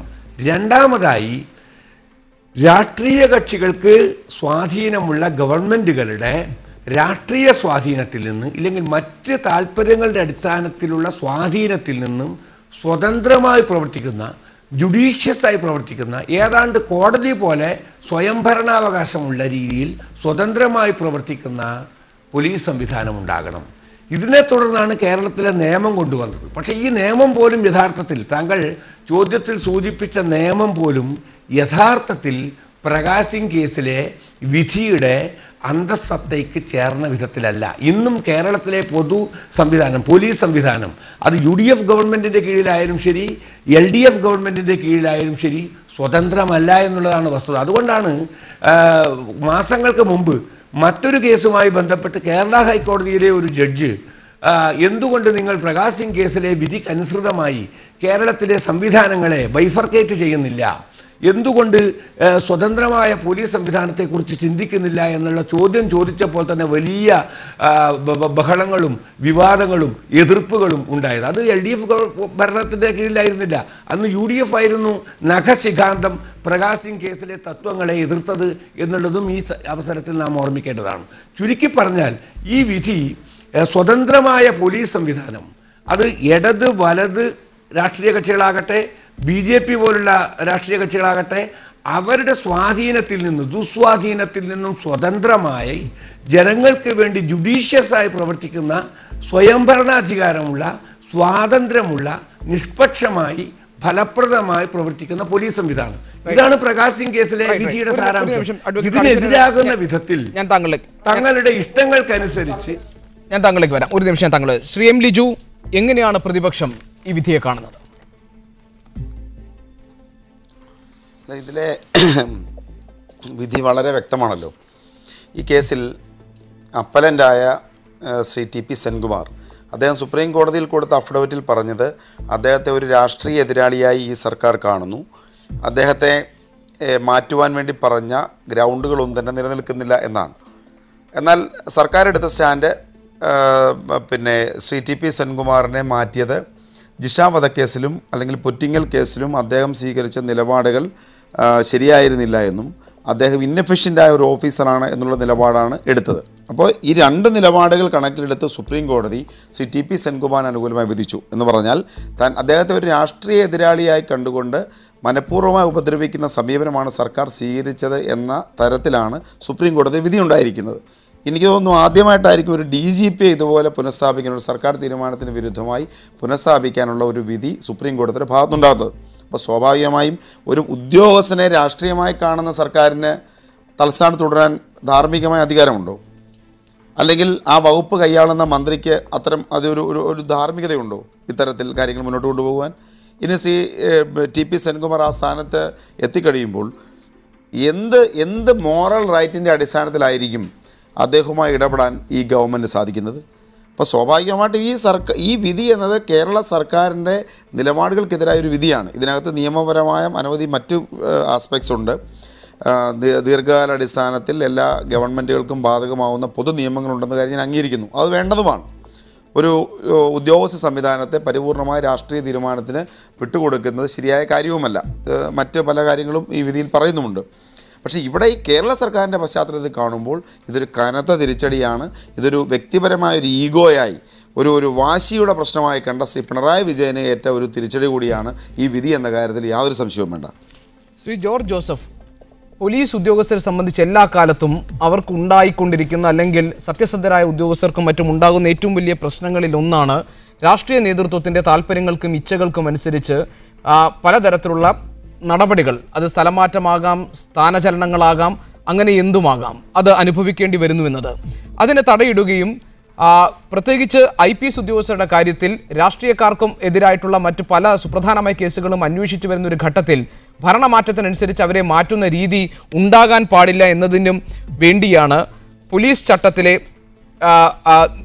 പുതിയ നിയമങ്ങളും വ്യവസ്ഥകളും അതോടൊപ്പം തന്നെ പ്രകാശ് സിംഗ് കേസിലെ വിധിയുടെ അന്തസത്തയുമൊക്കെ അതാണ് ഓർമ്മിപ്പിക്കുന്നത്. ഇന്നിപ്പോൾ TP സെൻകുമാറിനുണ്ടായിട്ടുള്ള വിജയം അദ്ദേഹം പറഞ്ഞത് ഇനി വരുന്ന തലമുറയിലുള്ള എല്ലാ ഉദ്യോഗസ്ഥർക്കും വേണ്ടി താൻ നേടിയ പോരാട്ടത്തിന്റെ വിജയമാണെന്നാണ്. എങ്ങനെയാണ് താങ്കൾ ഇതിനെ കാണുന്നത്? ഞാൻ ആ വിധിയുടെ പ്രസക്ത ഭാഗമുണ്ട്. Reinstate the applicant as state police chief എന്ന് തന്നെയാണ്. അപ്പം അങ്ങനെയുള്ള ആ ഒരു കറക്റ്റ് വൺ വേർഡ് ആ ലാസ്റ്റ് ഭാഗത്തെ വിധി സർക്കാരിന് അനുസരിക്കാൻ ബാധ്യസ്ഥരാണ്. ഇതിന് സർക്കാരിന് ഇതിന്ന് ഒഴിഞ്ഞു മാറാൻ പറ്റുമെന്ന് എനിക്ക് തോന്നുന്നില്ല. കാരണം ഇല്ലെങ്കിൽ ഇതിൻ്റെ ഒരു ഹയർ പോസ്റ്റിങ് അദ്ദേഹത്തിന് ഉണ്ടാക്കി ക്രിയേറ്റ് ചെയ്ത് കൊടുത്തെങ്കിൽ മാത്രമേ കോടതിയിൽ നിന്ന് എന്തെങ്കിലും ഒരു അടുത്ത നടപടിയിലോട്ട് പോകാതിരിക്കാൻ ഒരു തടയിടാൻ പറ്റുള്ളൂ. അപ്പോൾ അത് ഈ ഒരു കേസിനകത്ത് വേറൊരു കാര്യമുണ്ട്. ഈ കേരള പോലീസിൻ്റെ 2014 ആക്ട് 97(2) ഒരു വൈറ്റൽ പോസ്റ്റിൽ അല്ലെങ്കിൽ ഹയർ പോസ്റ്റിൽ പോസ്റ്റ് ചെയ്യുന്ന ഉദ്യോഗസ്ഥനെ ടെന്യൂർ പീരീഡ് 2 വർഷമായിട്ട് പറയുന്നുണ്ട്. അതിനകത്ത് പറയുന്ന ഈ പോലീസ് ആക്ടിനകത്ത് പറഞ്ഞിരിക്കുന്ന 97(2) പറയുന്നത് DGP, IGP, superintendent of police and SHO എന്ന് പറയുമ്പം സബ് ഇൻസ്പെക്ടർ വരെയുള്ളവർക്ക്, അതാണ് ഇത് ഇന്ത്യയിലുള്ള എല്ലാ പോലീസ് ഉദ്യോഗസ്ഥർക്കും എല്ലാ സംസ്ഥാനത്തുള്ള ഉദ്യോഗസ്ഥന്മാർക്കും വളരെ നല്ല രീതിയിലുള്ള ഒരു വിധിയാണ് വന്നിരിക്കുന്നത്. പോലീസ് സ്റ്റേഷനിലെ SI വരെ മാറ്റണമെന്നുണ്ടെങ്കിൽ 2 വർഷം കഴിയാതെ ഇനി മാറ്റാൻ പറ്റില്ല എന്നാണ് അതിൻ്റെ സ്പിരിറ്റ്. അപ്പം ഇത് പോലീസ് ഉദ്യോഗസ്ഥരെ സംബന്ധിച്ച് സർക്കാർ ഉദ്യോഗസ്ഥർ നല്ലൊരു ഓർഡറാണ്. പക്ഷേ ഇതിനകത്ത് സർക്കാരിന് ഇങ്ങനെയുള്ളൊരു ഉദ്യോഗസ്ഥനെ മാറ്റാനായിട്ട് ആ സെക്ഷനകത്ത് 2-3 കാര്യങ്ങൾ പറയുന്നുണ്ട്. ഒന്നെങ്കിൽ DGP ഈ ഒരു കറപ്ഷൻ ചാർജിൽ വരണം, അല്ലെങ്കിൽ അദ്ദേഹത്തിന് ഫിസിക്കലി മെൻ്റലായിട്ട് എന്തെങ്കിലും പ്രശ്നം ഉണ്ടാകണം, അല്ലെന്നുണ്ടെങ്കിൽ അദ്ദേഹത്തിന് എതിരായിട്ടൊരു അഡ്വേഴ്സ് റിപ്പോർട്ട് വരണം. അപ്പോൾ ഈ കേസിൽ സെൻകുമാർ സാറിൻ്റെ കേസിനകത്ത് ഞാൻ മനസ്സിലാക്കിയിരിക്കുന്നത് ഒരു അഡ്വേഴ്സ് റിപ്പോർട്ട് അദ്ദേഹത്തിൻ്റെ അന്നത്തെ അഡീഷണൽ ചീഫ് സെക്രട്ടറി ഹോം കൊടുത്തിട്ടാണ് അദ്ദേഹത്തിനെ മാറ്റിയത്. പക്ഷേ അതിന് ബേസ് ഒന്നുമില്ല. അദ്ദേഹത്തിൻ്റെ ട്രാക്ക് റെക്കോർഡ് നോക്കുമ്പോൾ ഇന്ന് വരെ ഒരു അഡ്വൈസ് റിമാർക്ക് അദ്ദേഹത്തിൻ്റെ ട്രാക്ക് റെക്കോർഡ് അദ്ദേഹത്തിൻ്റെ കോൺഫിഡൻഷ്യൽ ഇതില്ല, അത് കാണുന്നില്ല. പക്ഷേ ഈ 2-3 റിപ്പോർട്ട് വന്നിരിക്കുന്നതിന് സമാധാനം പറയേണ്ടി വരുമെന്നാണ് ഞാനിപ്പോൾ മനസ്സിലാക്കുന്നത്. ആ റിപ്പോർട്ടിന് ബേസ് ഇല്ല. സുപ്രീം കോടതി ഇപ്പോൾ ഈ ഒരു ജഡ്ജ്മെൻറ്റിനകത്ത് തന്നെ പറഞ്ഞിട്ടുണ്ട്, ഇദ്ദേഹത്തിനെ മാറ്റാൻ പുറ്റിങ്ങൽ കേസും ജിഷ മർഡർ കേസും ആണ് കാരണമെങ്കിൽ അദ്ദേഹം ഇപ്പം സുപ്രീം കോടതി പറഞ്ഞിരിക്കുന്നത് 13 മർഡർ ഈ സർക്കാർ വന്ന ശേഷം നടന്നു, അങ്ങനെയെങ്കിൽ മുഖ്യമന്ത്രിയെ മാറ്റാൻ പറ്റുമോ എന്ന് കോടതി കമൻറ്റ് ചെയ്തിട്ടുണ്ട്. അപ്പോൾ അതിൻ്റെ അർത്ഥം ഇദ്ദേഹത്തിനെ മാറ്റാൻ പാടില്ല എന്ന് തന്നെയാണ്. അതുകൊണ്ട് ഇതിനകത്ത് ഈ പ്രകാശ് സിംഗ് കേസിനകത്ത് വളരെ ഇമ്പോർട്ടൻ്റ് ആയ 2 കാര്യങ്ങളുണ്ട്. ഒന്ന്, അതിനകത്ത് 77 നാഷണൽ പോലീസ് കമ്മീഷൻ്റെ മുഴുവൻ കാര്യങ്ങളും പറയുന്നുണ്ട്. അത് ഈ കോടതി എടുത്തു കാണിച്ചിരിക്കുകയാണ്. പിന്നെ ഒന്ന് പറഞ്ഞിരിക്കുന്നത് bureau of police research and development, അങ്ങനെ ഒരു റിപ്പോർട്ട് 76 കൊടുത്തിട്ടുണ്ട്. അതിനകത്ത് പറഞ്ഞിരിക്കുന്നതാണ് വളരെ ഇമ്പോർട്ടൻ്റ് പോയിൻ്റ്. അതിനകത്ത് പറഞ്ഞിട്ടുണ്ട് political and administrative manipulation of police. അത് ആരാണ് നടത്തുന്നത്? Excessive control police, political executive and their principal advisers. അതാണ് ഇതിലൊരു എനിക്ക് ഒരു ഇൻട്രസ്റ്റിംഗ് ആയിട്ട് തോന്നുന്നത്. പ്രിൻസിപ്പൽ അഡ്വൈസ് രാഷ്ട്രീയ നേതൃത്വത്തിനെതിരായിട്ടും എക്സസീവ് കൺട്രോൾ പൊളിറ്റിക്കൽ എക്സിക്യൂട്ടീവ് നടത്തുന്ന ഒരു പണിയാണ് ഇങ്ങനെയുള്ള സത്യസന്ധരായ ഉദ്യോഗസ്ഥരെ മാറ്റുന്നതെന്ന് കൃത്യമായിട്ട് കോടതി ഈ ജഡ്ജ്മെന്റിനകത്ത് പറയുന്നുണ്ട്. അതുകൊണ്ട് ഇതിന് ദൂരഭാഗമായ ഫലമുണ്ടാകും. ഈ സർക്കാരിന് ഇതിൽ നിന്ന് ക്രമസമാധാന ചുമതലയുള്ള DGP ആയി നിൽക്കാനുള്ള യോഗ്യതയില്ല എന്ന സർക്കാരിന്റെ വാദത്തെ കോടതിയിൽ നൽകിയിട്ടുള്ള സത്യവാങ്മൂലത്തിലൂടെ സെൻകുമാർ ഖണ്ഡിച്ചത് ഇടതു സർക്കാരിൻ്റെ കാലത്ത് തന്നെ ഏറ്റവും മികച്ച ഉദ്യോഗസ്ഥനായി പരിഗണിക്കപ്പെടുകയും അദ്ദേഹത്തിൻ്റെ തന്നെ ഭാഷയെ പറഞ്ഞാൽ LDF government mention that I was one of the best and exemplary IPS office to ever wear the police uniform. കാക്കിയിട്ട ഏറ്റവും മികച്ച IPS ഉദ്യോഗസ്ഥർ ആയി നിൽക്കാൻ മാതൃക കാണിക്കാൻ യോഗ്യതയുള്ള വ്യക്തി എന്ന് ഇടതുപക്ഷ സർക്കാർ തന്നെ സർട്ടിഫിക്കറ്റ് നൽകിയിട്ടുള്ള ഒരു ഗുഡ് ഓഫീസറായി നിൽക്കുന്ന തന്നെ ഈ സ്ഥാനത്ത് നിൽക്കാൻ യോഗ്യതയില്ല എന്ന് പറയുന്നതിനെ ചോദ്യം ചെയ്തത് അങ്ങനെയാണ്. പിണറായി വിജയൻ അധികാരമേറ്റ ശേഷം നിയമസഭയിൽ നടത്തിയ പരാമർശങ്ങളിൽ പ്രതിപക്ഷ പാർട്ടിയിൽ ഉൾപ്പെട്ട വ്യക്തിയായി തന്നെ അധിക്ഷേപിക്കാൻ ശ്രമിച്ചത് ബോധപൂർവം വ്യക്തിവിരോധം തീർക്കാനും രാഷ്ട്രീയ വിദ്വേഷം തീർക്കാനും രാഷ്ട്രീയ പ്രതിയോഗിയായി കണ്ടതുകൊണ്ടുമാണ് എന്ന് സത്യവാങ്മൂലത്തിൽ സെൻകുമാർ പറയുന്നുണ്ട്. അതിനെയെല്ലാം ഫലത്തിൽ കോടതി അംഗീകരിക്കുകയും വിശ്വാസത്തിലെടുക്കുകയുമാണ് ഈ വിധിയിലൂടെ ചെയ്തിരിക്കുന്നത്. താൻ DGP ആയിരുന്ന കാലത്തുണ്ടായിരുന്ന ക്രമസമാധാന പ്രശ്നങ്ങളും പുതിയ DGP വന്ന ശേഷമുള്ള ക്രമസമാധാന പ്രശ്നങ്ങളെയും താരതമ്യം ചെയ്തുകൊണ്ട് താൻ മികച്ച സേവനം നടത്തിയിട്ടുണ്ട് എന്ന് ബോധ്യപ്പെടുത്താനും സെൻകുമാറിന് സാധിച്ചിട്ടുണ്ട്. എങ്ങനെയാണ് സർക്കാർ ഇതിനെ കാണുന്നത്? അല്ല, ഞാൻ നേരത്തെ പറഞ്ഞതാണ് അതിൻ്റെ അകത്ത് അടിസ്ഥാനപരമായിട്ടുള്ളത്. രാഷ്ട്രീയമായ നിലപാട് അദ്ദേഹം സ്വീകരിച്ചിട്ടുണ്ട് എന്നുള്ളതിന് അദ്ദേഹം തന്നെ സത്യവാങ്മൂലത്തിൽ വ്യക്തമാക്കിയിട്ടുണ്ട്. അതാണ് ഞാൻ നേരത്തെ പറഞ്ഞ കാര്യം. പിന്നെ ലിജുവിനെ പോലുള്ള ആളുകളൊക്കെ ചർച്ചയിൽ പങ്കെടുക്കുമ്പോൾ അവർ ചെയ്തുകൊണ്ടിരിക്കുന്ന നിലപാട് എന്താണെന്ന് മനസ്സിലാക്കണം. ഇതിപ്പോൾ ഇടതുപക്ഷ ജനാധിപത്യ ഗവൺമെൻറ്റിനെതിരായിട്ട് മാത്രമല്ല വിധിയിൽ പറഞ്ഞിട്ടുള്ളത്. അതിനു മുമ്പ് സെൻകുമാറിനെ തന്നെ നിയമിച്ചത് ശരിയായ രീതിയിലല്ല എന്ന് പറഞ്ഞപ്പോൾ അപ്പോഴാണ് വീണ്ടും കോടതി പറഞ്ഞിട്ടുള്ളത് അതും ശരിയല്ല എന്നുള്ളത് തന്നെയാണ്. ആ നിലപാടും ശരിയല്ല എന്നാണ്. അവിടെയാണ് ദൈവത്തിൻ്റെ സ്വന്തം നാട്ടിൽ ഇതെല്ലാം നടക്കുന്നുണ്ടല്ലോ, ഞങ്ങൾ പൗരന്മാരോടൊപ്പമാണ് നിൽക്കുന്നത് എന്ന സമീപനം ചൂണ്ടിക്കാണിച്ചിട്ടുള്ളത് കോടതി. ഇവിടെ ലിജുവിനോട് എനിക്ക് ചോദിക്കാനുള്ളത് 42 IPS ഉദ്യോഗസ്ഥരെയും ഒരു IAS ഉദ്യോഗസ്ഥരെയും പഞ്ചാബിൽ ഗവൺമെൻറ് അധികാരത്തിൽ വന്നിട്ട് 6ാമത്തെ മണിക്കൂറിൽ മാറ്റി. ലിജി കേൾക്കുന്നുണ്ടാവുമെന്ന് ഞാൻ വിചാരിക്കുകയാണ്. 42 IPS ഉദ്യോഗസ്ഥന്മാരെയും ഒരു IAS എന്ന് പറഞ്ഞാൽ ചീഫ് സെക്രട്ടറിയെയും 6 മണിക്കൂർ കൊണ്ട് ഗവൺമെൻറ് അധികാരത്തിൽ വന്നിട്ട് 6 മണിക്കൂർ കൊണ്ട് പഞ്ചാബിൽ മാറ്റിയിട്ടുണ്ട്. UP അവിടെ ഉണ്ടായിരുന്ന ഏറ്റവും പ്രധാനപ്പെട്ട ഈ DGP അത് അവിടെ ജാവേദ് അഹമ്മദിനെ 2 കൊല്ലം പൂർത്തിയായിട്ടില്ല. അധികാരത്തിൽ യോഗി വന്ന ഉടനെ തന്നെ പ്രത്യേകിച്ച് മുസ്ലിം കാൻഡിഡേറ്റിൽ നിന്നും DGP ആയിട്ട് പറ്റില്ല എന്ന് പരസ്യമായിട്ട് പറഞ്ഞുകൊണ്ട് തന്നെ അദ്ദേഹം പറഞ്ഞിട്ടില്ല. RSകാരും BJPക്കാരും ആ രീതിയിലുള്ള നിലപാട് സ്വീകരിച്ചുകൊണ്ട് അദ്ദേഹത്തെ മാറ്റുന്ന നില സ്വീകരിക്കുകയുണ്ടായിട്ടുണ്ട്. ഡൽഹിയിൽ ഇടക്കിടക്ക് മാറ്റിക്കൊണ്ടിരിക്കുകയാണ്. കാരണം ക്രമസമാധാന നില കൈകാര്യം ചെയ്യേണ്ടത് കേന്ദ്ര ഗവൺമെൻറ് ആയതുകൊണ്ട് അവർ ഇടക്കിടക്ക് മാറ്റിക്കൊണ്ടിരിക്കുകയാണ്. ആഭ്യന്തര സെക്രട്ടറിയെ തന്നെ ഈ കഴിഞ്ഞ 2-3 കൊല്ലത്തിനിടയിൽ 2 പ്രാവശ്യം മാറ്റിയിട്ടുണ്ട്, 2 പേരെ മാറ്റിയിട്ടുണ്ട്. അപ്പോൾ ഇതെല്ലാം ഈ പറയുന്ന കാര്യങ്ങളെല്ലാം കോടതി വിധിയെല്ലാം കാറ്റിൽ പറത്തിക്കൊണ്ട് ഈ ഇന്ത്യയുടെ വിവിധ സംസ്ഥാനങ്ങളിൽ ഇപ്പോഴും നിലപാടുകൾ സ്വീകരിച്ചുകൊണ്ടിരിക്കുന്നു എന്നുള്ളത് കാണാതെ ഇത് കേരളത്തിൻ്റെ എന്തോ ഒരു പ്രത്യേകതയിൽ കേരളത്തിൽ മാത്രം വന്നു ഭവിച്ച ഒരു വലിയ ദുരന്തമാണ്, വലിയ അടിയാണ്, തിരിച്ചടിയാണ് എന്നൊക്കെ പറഞ്ഞുകൊണ്ട് ലിജുവിനെ പോലെയുള്ള ആളുകൾ ചർച്ച നടത്തുന്നതിൽ ഒരു കാര്യമില്ല, ഒരു വസ്തുതയില്ല. ഇടതുപക്ഷ ജനാധിപത്യ മുന്നണി കോടതി വിധിക്ക് അടിസ്ഥാനപ്പെടുത്തിയിട്ട് നിലപാടുകൾ സ്വീകരിച്ച് മുമ്പോട്ടേക്ക് പോകും. അതിന് സാവകാശം വേണം. കാരണം ഇതിൻ്റെ എല്ലാ വശങ്ങളെ സംബന്ധിച്ചിടത്തോളവും ഗൗരവപൂർണമായ പരിശോധനയും അതിനടിസ്ഥാനപ്പെടുത്തിയിട്ടുള്ള നിലപാടുകളും ഗവൺമെൻറ് എടുക്കേണ്ടതായിട്ടുണ്ട്. ആ നിലപാട് എടുത്തുകൊണ്ടാണ് ഗവൺമെൻറ് മുമ്പോട്ടേക്ക് പോവുക. യഥാർത്ഥത്തിൽ ഗവൺമെൻറ്റിനെ കുറ്റപ്പെടുത്തുന്നതിന് വേണ്ടിയിട്ടുള്ള യാതൊരു കാര്യവും ഇവിടെ ഉണ്ടായിട്ടില്ല. ലിജു മറുപടി പറയും. ഞാൻ പറയാം. എനിക്ക് ശ്രീ MV ഗോവിന്ദൻ മാസ്റ്ററുടെ സംസാരം കേട്ടിട്ട് ശ്രീ TP സെൻകുമാർ വേറെ ഏതോ ഒരു സംസ്ഥാനത്തെ DGP ആയിരുന്നെന്നും ആ DGPയെ മാറ്റുന്നതിനെതിരായിട്ടാണ് സുപ്രീം കോടതി വിധിച്ചതെന്നും തോന്നുന്നു. ബഹുമാനായ ശ്രീ ഗോവിന്ദൻ മാസ്റ്റർ, നിങ്ങളുടെ സർക്കാർ മാറ്റിയ ഒരു DGPയെ തിരികെ വെൽക്കണം എന്ന് സുപ്രീം കോടതി പറഞ്ഞിരിക്കുകയാണ്. അപ്പോൾ സ്വാഭാവികമായിട്ട് അതിന് മറുപടി പറയുന്നതിന് പകരം ഇത് ഞങ്ങളെ ബാധിക്കുന്നതല്ല എന്ന് പറഞ്ഞാൽ അങ്ങ് ഇതിനെക്കുറിച്ച് പഠിച്ചിട്ടില്ല എന്നാണ് അർത്ഥം. അവിടെ വസ്തുതാപരമായ തെറ്റുകളും അദ്ദേഹം പറയുന്നുണ്ട്. ഇപ്പോൾ നേരത്തെ പറഞ്ഞു പിന്നെ കേരളത്തെ ഇപ്പം ദൈവത്തിൻ്റെ സ്വന്തം നാട്ടിൽ ഇത് നടക്കുന്നത് ആര് രക്ഷിക്കും എന്ന് സുപ്രീം കോടതി നടത്തിയ പരാമർശത്തെക്കുറിച്ച് പറഞ്ഞുകൊണ്ട് അദ്ദേഹം പറയുന്നത് പിന്നെ അത് സർക്കാരിന് അനുകൂലമായി പറഞ്ഞ കാര്യമാണെന്നാണ്. എന്താണ് അതിൻ്റെ കാര്യം?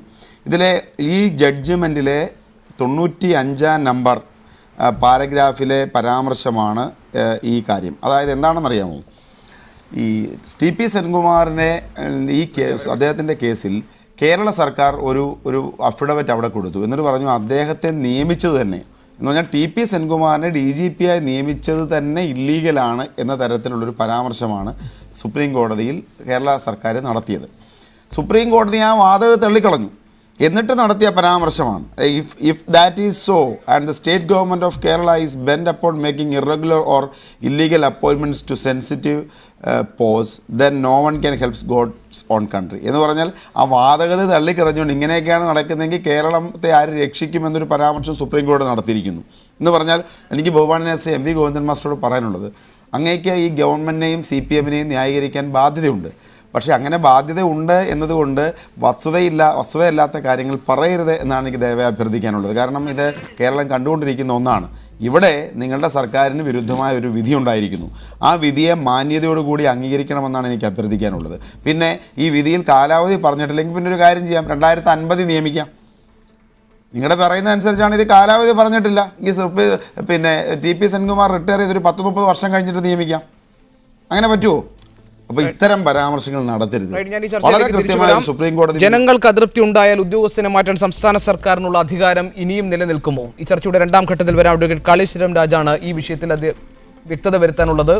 അഡ്വക്കേറ്റ് കാളീശ്വരം രാജ്, പ്രകാശ് സിംഗ് കേസിന്റെ വിധിയുടെ അന്തസത്തയെ മുൻനിർത്തി TP സെൻകുമാറിനെ വീണ്ടും DGP സ്ഥാനത്തേക്ക് കൊണ്ടുവരാനുള്ള സുപ്രീം കോടതി വിധിയെ മനസ്സിലാക്കുമ്പോൾ ഒരു പോലീസ് ഉദ്യോഗസ്ഥന്റെ കാര്യക്ഷമത സംബന്ധിച്ച് ജനങ്ങൾക്ക് അതൃപ്തി ഉണ്ടായാൽ പോലീസ് ഉദ്യോഗസ്ഥനെ ആ പദവിയിൽ നിന്ന് നീക്കം ചെയ്യാനുള്ള സർക്കാരിന്റെ അധികാരം, അതായത് കേരള പോലീസ് ആക്ടിലെ 97(2)E എന്ന ആ വകുപ്പ് നൽകുന്ന അധികാരം ഇതോടെ ഇല്ലാതാവുകയാണോ?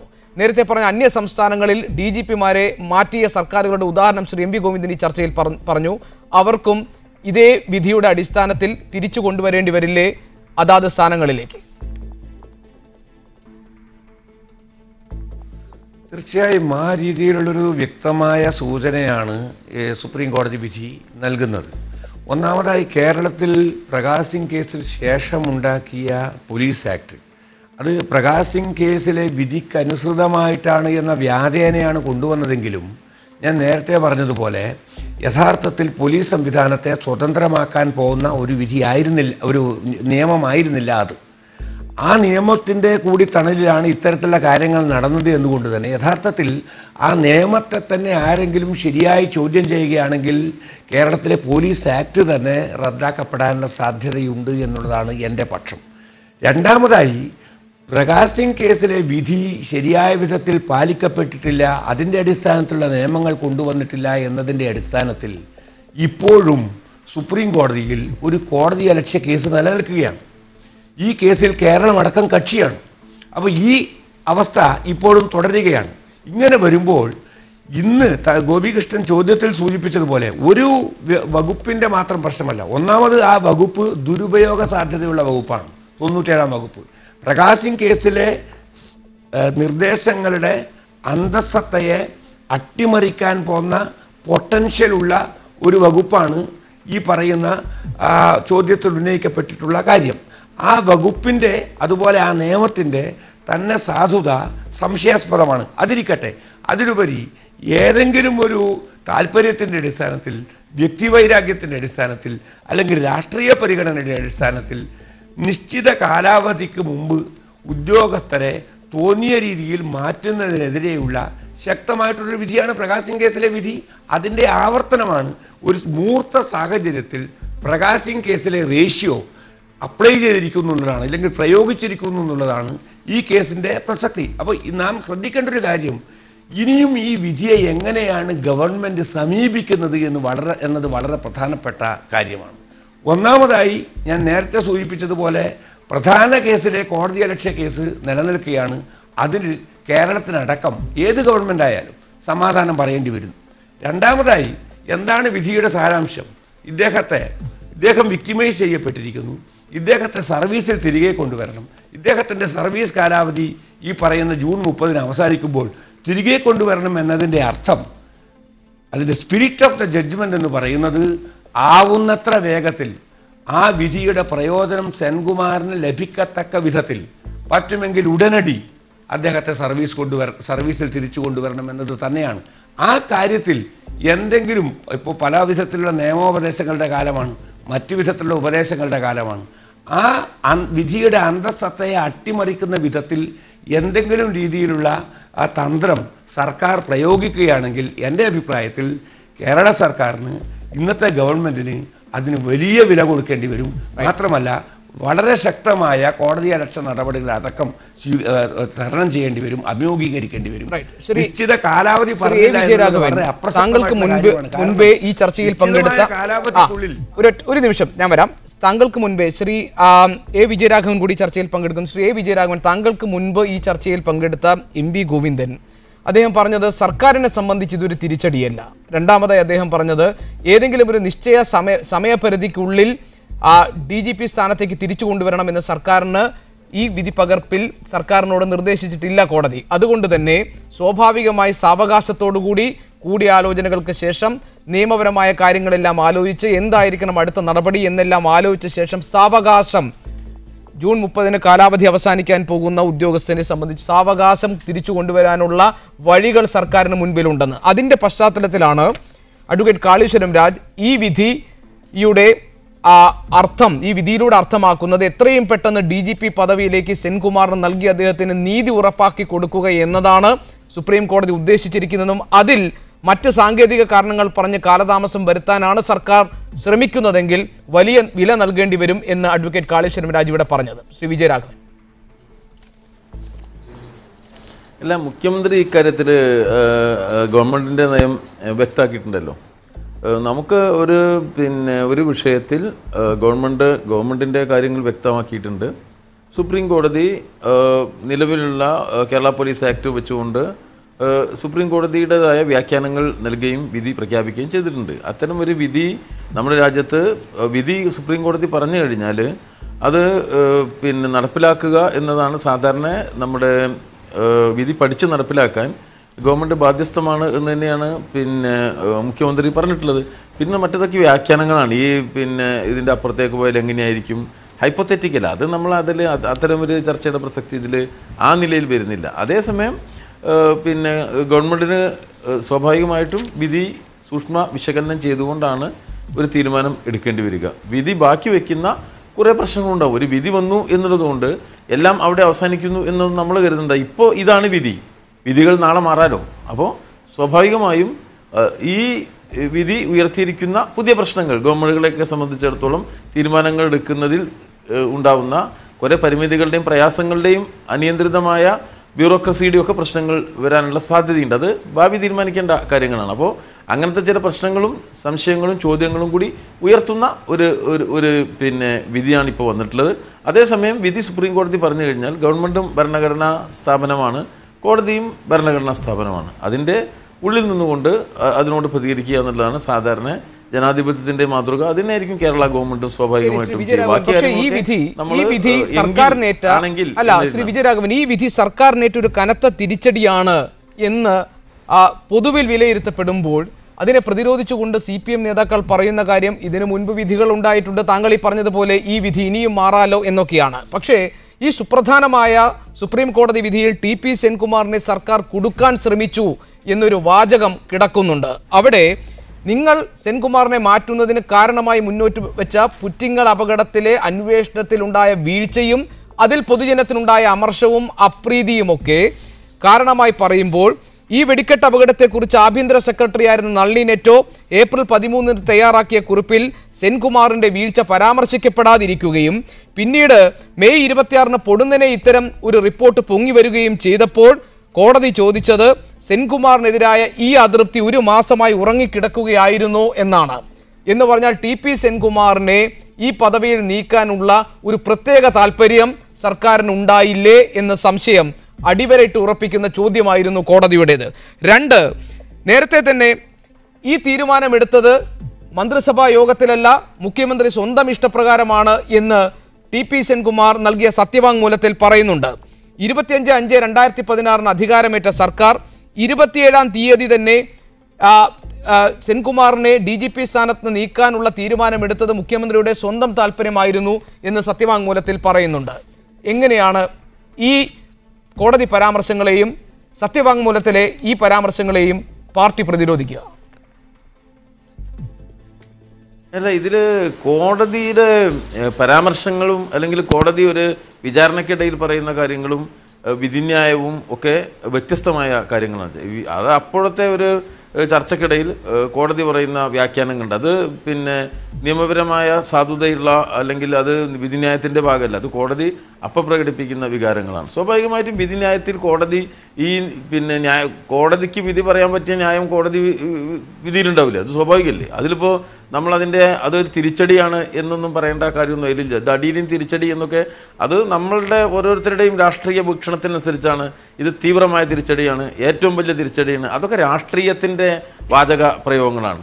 ഇത് ഒരു വസ്തുതാപരമായി നമ്മുടെ മുന്നിൽ നിൽക്കുന്ന ഒരു യാഥാർത്ഥ്യമാണ്. അതിൽ പിന്നെ സെൻകുമാറുമായി ബന്ധപ്പെടുത്തി കൊണ്ടുയർന്നു വന്ന പ്രശ്നങ്ങളിൽ ഒരു ഗവൺമെൻറ്റിന് സ്വാഭാവികമായിട്ടും അതിൻ്റേതായ തീരുമാനങ്ങൾ എടുക്കാനുള്ള അവകാശമുണ്ട്. ആ തീരുമാനമാണ് ഗവൺമെൻറ് എടുത്തത്. അത് സംബന്ധിച്ചുള്ള പരാതിക്കാരൻ ഒരു കേസ് ഫയൽ ചെയ്തിരിക്കുന്നു. അത് 2 കോടതി ഗവൺമെൻറ്റിന് അനുകൂലമായി വീക്ഷിച്ചിരിക്കുന്നു. 3ാമത്തെ ഒരു കോടതി അതിന് വ്യത്യസ്തമായി ഒരു വിധി ഉണ്ടായിരിക്കുന്നു. അത് ജനാധിപത്യത്തിലെ ജുഡീഷ്യൽ പ്രക്രിയയുടെ അഭേദ്യമായ ഒരു ഭാഗമാണ്. അതിനൊന്നും ഒരു പരിധിക്കപ്പുറത്തേക്ക് നമ്മൾ കൊണ്ടുപോകേണ്ട കാര്യമില്ല. ഒരു ഗവൺമെൻറ്റിന് അതിൻ്റേതായ വീക്ഷണങ്ങളും സമീപനങ്ങളും നയങ്ങളും ഉണ്ടാവും. അതിനനുസരിച്ച് തന്നെയാണ് ഗവൺമെൻറ് പ്രവർത്തിക്കുക. അപ്പോൾ ഈ ഒരു തീരുമാനം കൊണ്ട് ഗവൺമെൻറ്റിൻ്റെ നയസമീപനങ്ങളിലൊന്നും എന്തായാലും വ്യത്യാസം വരാൻ പോകുന്നില്ല. ഗവൺമെൻറ്റിൻ്റെ പോലീസ് നയം ഗവൺമെൻറ്റിൻ്റെ തന്നെയാണ്, അതിലൊന്നും വ്യത്യാസം വരാനും പോകുന്നില്ല. ഇത് ഒരു പ്രത്യേക വ്യക്തിയുമായി ബന്ധപ്പെടുത്തി അദ്ദേഹം ആ ചുമതല നിർവഹിക്കുന്നതുമായി ബന്ധപ്പെടുത്തി ഗവൺമെന്റിനുണ്ടായ ഒരു അഭിപ്രായത്തിന്റെ അടിസ്ഥാനത്തിലെടുത്ത തീരുമാനമാണ്. അത് ആ വ്യക്തിയെ സംബന്ധിച്ചുള്ള ഗവൺമെന്റിന്റെ അഭിപ്രായത്തിന്റെ കൂടി ഭാഗമാണ്.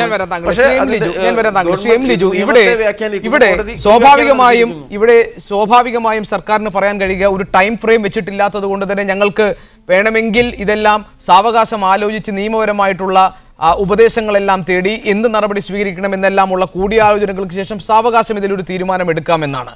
കോടതി വിധിയുടെ യഥാർത്ഥ അർത്ഥം മനസ്സിലാക്കുമ്പോൾ അങ്ങനെയല്ല എന്ന് അഡ്വക്കേറ്റ് കാളീശ്വരൻ രാജ് പറഞ്ഞത് ഓർമ്മയിൽ വെച്ചുകൊണ്ട് തന്നെയാണ് ഞാൻ പറഞ്ഞത്. സ്വാഭാവികമായി പൊളിറ്റിക്കലായിട്ട് അവർക്ക് വേണമെങ്കിൽ അത്തരം ന്യായാന്യായങ്ങൾ പറയാൻ നിരത്താൻ കഴിയും. ആ നിലയ്ക്ക് സർക്കാർ മുന്നോട്ട് പോവുകയാണെങ്കിൽ എന്തു ചെയ്യും? നമുക്ക് സർക്കാർ എന്ത് ചെയ്യും എന്നുള്ളത് 2ാമത്തെ പ്രശ്നം മാത്രമാണ്. കാരണം ഒരു സുപ്രീം കോടതി വിധി സർക്കാർ അനുസരിക്കുന്നില്ല എങ്കിൽ കണ്ടംപ്റ്റ് ഓഫ് കോർട്ട് പോലെയുള്ള നടപടികൾ വേറെയുണ്ട്. പക്ഷേ ഇവിടുത്തെ പ്രശ്നം സർക്കാരിൻ്റെ ധാർമ്മികമായ പരാജയമാണ്. ഇവിടെ നേരത്തെ ശ്രീ എ വിജയരാഘവൻ പറഞ്ഞത്, അദ്ദേഹം പറഞ്ഞു ഇതൊക്കെ പരാമർശം, അത് പരാമർശമല്ല, ജഡ്ജ്മെൻറ്റിലെ കാര്യമാണ് ഇവിടെ ചർച്ച ചെയ്യപ്പെട്ട കാര്യങ്ങൾ. അതായത് ജിഷ കേസിലെയും പുറ്റിങ്ങൽ കേസിലെയും DGP സെൻകുമാറിനെതിരെ റിപ്പോർട്ടുകളുണ്ട് എന്ന് വ്യാഖ്യാനിച്ച് പൊതുജന വികാരം അദ്ദേഹത്തിനെതിരെയാണ് എന്ന തരത്തിൽ ഉള്ള പോലീസ് ആക്ടിലെ ചില ഘടകങ്ങൾ ഉപയോഗപ്പെടുത്താൻ പൊതുജന വികാരം അദ്ദേഹത്തിനെതിരെയാണ് എന്നൊക്കെ പറഞ്ഞ സർക്കാരിൻ്റെ മുഴുവൻ ആർഗ്യുമെൻറ്റുകളെയും സുപ്രീം കോടതി തള്ളിക്കളഞ്ഞിരിക്കുകയാണ്, ഔട്ട്റൈറ്റായി തള്ളിക്കളഞ്ഞു. അപ്പോൾ ആ തള്ളിക്കളഞ്ഞു എന്ന് പറഞ്ഞാൽ സർക്കാർ ധാർമ്മികമായി പരാജയപ്പെട്ടു എന്നാണ്. അതോടൊപ്പം ശ്രീ TP സെൻകുമാർ അദ്ദേഹത്തിൻ്റെ ഒരു ഡിഫൻസായി, അദ്ദേഹത്തിൻ്റെ ഒരു വാദഗതിയായി മുന്നോട്ട് വെച്ചത് എൻ്റെ നേരെ രാഷ്ട്രീയമായ പകപോക്കലാണ് എന്ന തരത്തിലാണ്. അപ്പോൾ അതിനെ ഒരു കോടതി വിധിയിൽ അതെടുത്തു പറഞ്ഞ് അംഗീകരിച്ചിട്ടില്ലെങ്കിലും സ്വാഭാവികമായും അങ്ങനെ തന്നെ, അതായത് കോടതി വിധിയിൽ വളരെ കൃത്യമായി പറഞ്ഞിരിക്കുന്ന ഒരു പൊളിറ്റിക്കൽ വെണ്ടറ്റ, അതായത് ഗവൺമെൻറ്റിന് ശ്രീ സെൻകുമാറിന് നേരെ രാഷ്ട്രീയ വൈരാഗ്യം ഉണ്ടായിരുന്നു എന്ന് സുപ്രീം കോടതി പറയുമ്പോൾ അവിടെ ഒരു ഗവൺമെൻറ് ധാർമ്മികമായി പരാജയപ്പെടുകയാണ്. ആ സ്ഥാനത്തിരിക്കുന്ന ആഭ്യന്തരമന്ത്രിയെ സംബന്ധിച്ച് അതൊരു കനത്ത പരാജയം തന്നെയാണ്. പിന്നെ ഇവർ നാളെ നടപ്പിലാക്കുമോ ഇല്ലയോ എന്നുള്ളതൊക്കെ സാങ്കേതികമായ കാര്യം. അവിടെയാണ് നിയമപരമായി നമുക്ക് ഇടപെടാൻ സാധിക്കുന്നത്. അല്ലെങ്കിൽ പൊതുജനങ്ങൾക്കിടെ രാഷ്ട്രീയ പ്രസ്ഥാനങ്ങൾക്കും സാമൂഹ്യ പ്രസ്ഥാനങ്ങൾക്കും ഇടപെടാൻ ഒരു സ്പേസ് ഉണ്ടാകുന്നത് അങ്ങനെയാണ്. അത്തരത്തിൽ വീണ്ടും രാഷ്ട്രീയമായ നിലപാടുകൾ സ്വീകരിക്കാനാണ് എന്നുണ്ടെങ്കിൽ കേരളം എന്ന് പറയുന്നത് ഇവരുടെ പാർട്ടി ഗ്രാമമൊന്നുമല്ല. പ്രതികരിക്കാൻ ഇറങ്ങുന്നവനെയൊക്കെ തല്ലി ഓടിക്കുകയും വെട്ടിക്കൊല്ലുകയും ചെയ്യുന്ന ഒരു സമ്പൂർണ്ണ പാർട്ടി ഗ്രാമമൊന്നുമല്ല കേരളം. അതങ്ങനെ നടത്തുകയും ചിന്തിക്കരുതണ്ട. സുപ്രീം കോടതി വിധി ഉൾപ്പെടെയുള്ള നിയമപരമായ കാര്യങ്ങളെ വൈരാഗ്യങ്ങളുടെ പേരിൽ തടയാൻ ശ്രമിച്ചാൽ പൊതുസമൂഹത്തിൻ്റെ പ്രതികരണം ഉണ്ടാകും. അതല്ല എന്നുണ്ടെങ്കിൽ നിയമപരമായി തന്നെ സെൻകുമാറിന് മുമ്പിൽ ഓപ്ഷൻസ് ഉണ്ട്. ധാർമ്മികമായ പരാജയം ഇവിടെ സർക്കാരിനുണ്ടായി, നിയമപരമായ പരാജയം സർക്കാരിനുണ്ടായി, സർക്കാർ നാണം കെട്ടു എന്നുള്ള കാര്യം അംഗീകരിച്ചേ മതി. ശ്രീ ജോർജ് ജോസഫ്, ഈ ഉദ്യോഗസ്ഥനെ മാറ്റുമ്പോൾ സർക്കാർ നിരവധി കാര്യങ്ങൾ മുന്നോട്ട് വെച്ചു. ഈ പറഞ്ഞതുപോലെ പൊതുജനത്തിന്റെ അതൃപ്തി ഉൾപ്പെടെയുള്ള കാര്യങ്ങൾ മുന്നോട്ട് വെച്ചാണ് കാര്യങ്ങളിൽ തീരുമാനമെടുത്ത് സെൻകുമാറിനെ മാറ്റിയത്. സെൻകുമാറിനെ സർക്കാർ ബോധപൂർവം കുടുക്കാൻ ശ്രമിക്കുകയായിരുന്നു എന്ന് താങ്കൾ കരുതുന്നുണ്ടോ? ഈ അപകടം സംബന്ധിച്ച് സെൻകുമാറിന്റെ ഭാഗത്തുനിന്ന് വീഴ്ച ഉണ്ടായിട്ടുണ്ടെന്ന അന്നത്തെ ആഭ്യന്തര സെക്രട്ടറിയും ഇപ്പോഴത്തെ ചീഫ് സെക്രട്ടറിയുമായ നളിനി നെറ്റോയുടെ പെട്ടെന്ന് വന്ന പൊങ്ങി വന്ന, ഇതുവരെ ഉറങ്ങുകയായിരുന്നു എന്ന് കോടതി ചോദിച്ച പെട്ടെന്ന് പൊങ്ങി വന്ന ആ റിപ്പോർട്ടിന് പിന്നിൽ രാഷ്ട്രീയ താല്പര്യം കുടുങ്ങിക്കിടക്കുന്നുണ്ട് എന്ന് താങ്കൾ കരുതുന്നുണ്ടോ? രാഷ്ട്രീയ ഒരു പൊളിറ്റിക്കൽ വെൻഡേറ്റ വെച്ച് ഈ ഉദ്യോഗസ്ഥനെ ഒതുക്കാൻ വേണ്ടി നടത്തിയ നീക്കമായിരുന്നു സെൻകുമാറിന് അനുഭവിക്കേണ്ടി വന്നത്?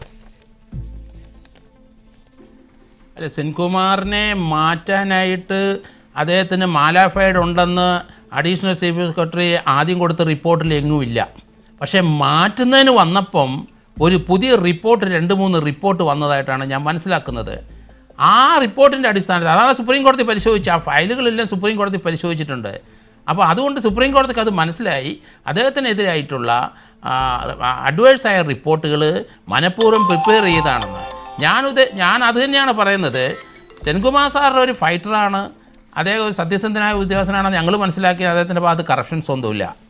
അപ്പോൾ അദ്ദേഹം ഈ മാനിപ്പുലേറ്റ് ചെയ്തിരിക്കുന്ന ആ ഉദ്യോഗസ്ഥർക്കെതിരായി ഇദ്ദേഹത്തിനെതിരായിട്ട് ഫാബ്രിക്കേറ്റ് ചെയ്തിരിക്കുന്ന എവിഡൻസ്, അതിനെതിരായിട്ട് തീർച്ചയായിട്ടും ഒരു കേസിന് പോകുമെന്നാണ് ഞാൻ വിചാരിക്കുന്നത്. ഇത് അദ്ദേഹത്തിനെ പോസ്റ്റ് ചെയ്തിട്ടുണ്ട്. അത് അദ്ദേഹം ചാർജ് എടുക്കുകയോ ഇല്ലയോ നമുക്കറിയില്ല. അല്ലെങ്കിൽ ഒരാഴ്ചയെങ്കിലും 2 ആഴ്ചയെങ്കിലും ചിലപ്പം ചാർജ് എടുത്തെന്ന് വരാം. അതിന് അദ്ദേഹത്തിന് ഒരു പോലീസ് ഉദ്യോഗസ്ഥൻ എന്ന ലെവലിൽ അല്ലെങ്കിൽ ഒരു DGP എന്ന ലെവലിൽ ഒന്നും ചെയ്യാനൊക്കില്ല. അത് അങ്ങനെ അദ്ദേഹത്തിൻ്റെ സ്വഭാവം അനുസരിച്ച് ഒരിക്കലും ഒരു ഗവൺമെൻറ്റിനെതിരായിട്ട് പോകുന്ന വ്യക്തിയല്ല. അതുകൊണ്ട് ഈ സുപ്രീം കോടതി ഓർഡർ കഴിവുള്ളിടത്ത് നടപ്പാക്കിയിട്ട് അദ്ദേഹത്തിൻ്റെ റിട്ടയർ ചെയ്യാൻ അനുവദിക്കുക എന്നാണ് എൻ്റെ വ്യക്തിപരമായ അഭിപ്രായം. കാരണം ഗവൺമെന്റിനെ ഭയപ്പെടുന്ന പോലെ അല്ലെങ്കിൽ ഈ ചർച്ചയുടെ തുടക്കത്തിൽ താങ്കൾ പറഞ്ഞു ഇത് ഈ സർക്കാരിനുള്ള തിരിച്ചടിയായല്ല, ഇതിനു മുൻപുള്ള സർക്കാരിനുള്ള തിരിച്ചടിയായി കൂടി വേണം കാണാനെന്ന്. തന്ത്രപ്രധാനമായ സ്ഥാനങ്ങളിൽ ചട്ടവിരുദ്ധമായാണ് നിയമനങ്ങൾ നടത്താനാണ് നീക്കമെങ്കിൽ ദൈവത്തിന്റെ സ്വന്തം നാടിനെ ആർക്കും രക്ഷിക്കാൻ കഴിയില്ല എന്ന ശക്തമായ മുന്നറിയിപ്പാണ് ഈ സുപ്രധാനമായ വിധിയിലൂടെ സുപ്രീം കോടതി നൽകുന്നത്. എങ്ങനെയാണ് അതിനെ മനസ്സിലാക്കേണ്ടത്? ഇത് വലിയ ഗൗരവപ്പെട്ട പാഠങ്ങൾ എല്ലാ ഗവൺമെൻറ്റുകൾക്കും, അതായത് പോലീസിനെ തങ്ങളുടെ വരുതിയിൽ നിർത്താമെന്നും തങ്ങളുടെ രാഷ്ട്രീയ ചട്ടുകമായിട്ട് ഈ IPS ഉദ്യോഗസ്ഥന്മാരെ ഉപയോഗിക്കാം എന്നും കരുതുന്ന എല്ലാ വിധത്തിലുള്ള രാഷ്ട്രീയ കക്ഷികളിലും നടത്തുന്ന അവർ കൊണ്ടുപോകുന്ന ഗവൺമെൻറ്റുകൾക്കും എതിരായിട്ടുള്ള പൊതുവായ വിധിയാണ്. അതുകൊണ്ട് ഇതിന് ജനാധിപത്യപരമായ പാഠമാണ് പ്രധാനപ്പെട്ടിരിക്കുന്നത്. തീർച്ചയായും മൂർത്ത സാഹചര്യത്തിൽ ഇന്നത്തെ ഇടതുപക്ഷ ഗവൺമെൻറ്റിനെതിരായ ശക്തമായിട്ടുള്ള താക്കീത് തന്നെയാണ് വിധി. യാതൊരു സംശയവും ആ കാര്യത്തില്ല. പക്ഷേ ഇതിൻ്റെ പൊതുവായ പാഠങ്ങൾ വിധിയെപ്പോലെ തന്നെ പ്രധാനമാണ് ഈ വിധിയെ സർക്കാർ എങ്ങനെ സ്വീകരിക്കുന്നു എന്നുള്ളത്.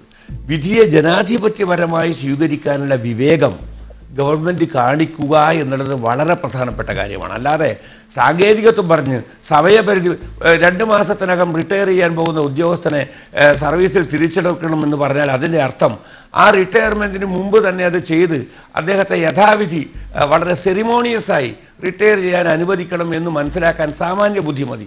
ഇതിന് വിപരീതമായി ഇതിന് സമയപരിധി പറഞ്ഞിട്ടില്ല എന്ന് വിധത്തിൽ ഉപദേശം കൊടുക്കുന്നത് ആരാണെന്ന് എനിക്ക് മനസ്സിലാകുന്നില്ല. ഇത്തരത്തിലുള്ള അവിവേകങ്ങൾ ഇനിയെങ്കിലും ഗവൺമെൻറ് കാണിക്കാതിരുന്നാൽ അത് സർക്കാരിന് നല്ലത്, മുഖ്യമന്ത്രിക്ക് വ്യക്തിപരമായി പോലും അതായിരിക്കും നല്ലത്. അതല്ലെങ്കിൽ മറ്റൊരു വലിയ അപകടം കൂടി ക്ഷണിച്ചു വരുത്തുന്ന സമീപനമായിരിക്കും ഗവൺമെൻറ് സ്വീകരിക്കുന്നത്. ഈ വിധിയിലെ ജനാധിപത്യപരമായ ഉള്ളടക്കം, രാഷ്ട്രീയമായ ഉള്ളടക്കമുണ്ട്, നിയമപരമായ ഉള്ളടക്കമുണ്ട്, ധാർമ്മികമായ ഉള്ളടക്കമുണ്ട്. അതിലുപരി സ്വതന്ത്രമായ പോലീസ് സംവിധാനം, ഭരണഘടനാ ജനാധിപത്യത്തിലെ സ്വതന്ത്രമായ ജുഡീഷ്യസായ പോലീസ് സംവിധാനം എന്ന ജനാധിപത്യപരമായ ഉള്ളടക്കത്തെ ഉൾക്കൊള്ളുക എന്നതാണ് ആത്മവിമർശനപരമായി ഇനിയെങ്കിലും കേരള ഗവൺമെന്റിന് ചെയ്യാനുള്ളത്. അതിന് തയ്യാറാകുന്ന എന്തിനും വലിയ വില കൊടുക്കേണ്ടി വന്നു.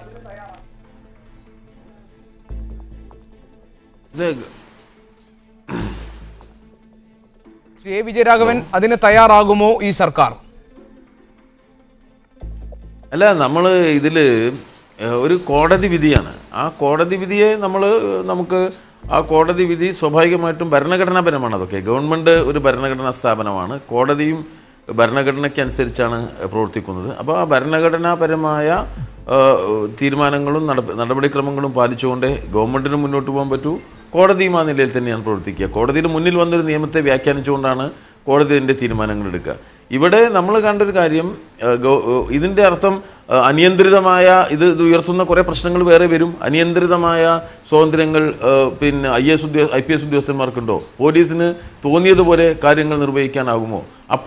അപ്പോൾ പിന്നെ ഗവൺമെൻറ്റിന് ഇടപെടാൻ പാടില്ലേ എന്നൊക്കെയുള്ള ചോദ്യങ്ങളും ഇത് ഉയർത്തുന്നുണ്ട്. അതൊക്കെ നമ്മൾ ഒരു കോടതി വിധി വരുമ്പോൾ അതിന് രണ്ട് ഭാഗമുണ്ട്. ഒന്ന്, ആ കോടതി വിധിയുടെ ഉള്ളടക്കം അത് സ്വാഭാവികമായിട്ടും ജനാധിപത്യ പ്രക്രിയയിൽ ഗവൺമെൻറ് പരിശോധിച്ച് നടപ്പിലാക്കേണ്ട ഭാഗങ്ങളാണ്. രണ്ട്, ആ കോടതി വിധിയുടെ ബലഹീനമായ കാര്യങ്ങളെ സംബന്ധിച്ച് അത് സംസ്ഥാന ഗവൺമെൻറ്റിൻ്റെ ആയാലും കേന്ദ്ര ഗവൺമെൻറ്റിൻ്റെ ആയാലും ലെജിസ്ലേച്ചറിൻ്റെ ആയാലും അധികാര പരിധിയിലേക്ക് അത് കടന്നു വരുന്നുണ്ടെങ്കിൽ അത് സംബന്ധിച്ച് സൂക്ഷ്മ പരിശോധന നടത്താം, വിമർശനപരമായി വിലയിരുത്താം. കോടതി വിധിയുടെ അന്തസ്സത്ത ഉൾക്കൊണ്ടുകൊണ്ട് പ്രവർത്തിക്കാനുള്ള സന്നദ്ധത സർക്കാരിൽ നിന്നുണ്ടാകട്ടെ. വളരെയധികം നന്ദി Shri A. Vijayaraghavan, Shri M. Liju, advocate Kaleshwaram Raj, Shri George Joseph, Shri MB Govindan ഈ ചർച്ചയുടെ ഭാഗമായതിന്.